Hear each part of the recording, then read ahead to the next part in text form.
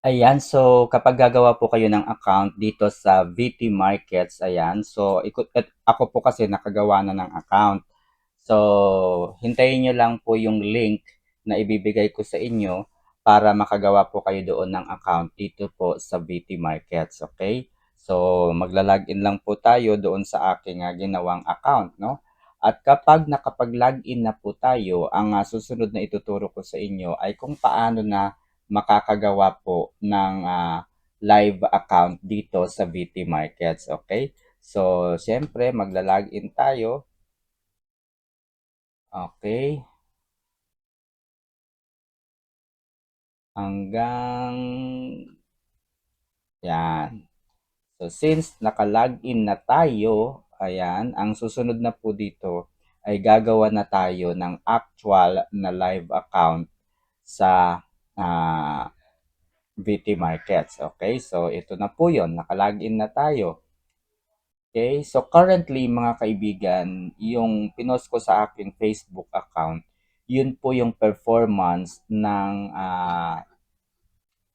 yun po yung performance ng tawag dito, VT Markets, no? Yun po yung performance niya for the past 1 year. And kitang-kita naman po natin doon na yung winning rate, no? Yung winning rate po niya ay umaabot po sa napakataas, okay? So mataas po yung ating winning rate. Okay, so ito na po yung ating VT Markets. Okay, so makikita nyo po dito sa taas, no, ito po live demo account, and then sa baba po niya open live account. Okay, so ito po yung pipindutin natin. Okay, open live account, and then piliin po natin itong MetaTrader 4, and then continue with MT4, and then scroll lamang po natin. And then piliin po natin itong standard STP. Okay? And then US dollar. And then may makikita po kayong password dito. Kalimutan nyo na po yan. Huwag nyo na pong lalagyan. Dito po sa additional note, ilagay nyo lamang po yung instruction natin. Ito po, no, ang pipiliin lamang po nating server ay 356 or 9. So, ito po yung instruction. Makikita po ninyo itong instruction na ito doon sa description ng video na to. Nandoon po yung instruction. Kopyahin nyo po yun at ito na po mismo yung itatype po ninyo.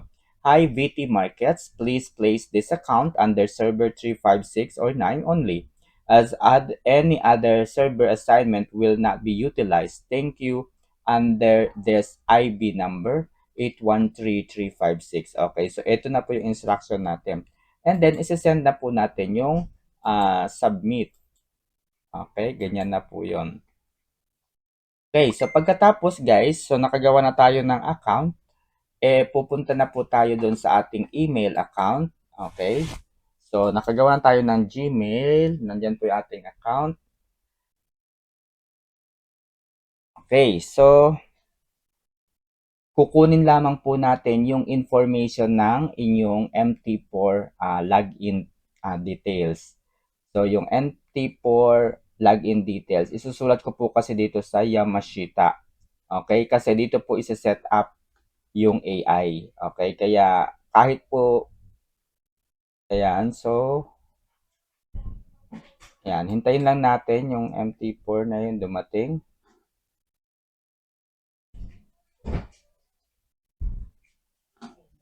Okay, so anyway guys, so kapag dumating na yon, ang makikita po doon is account, password, and then yung server.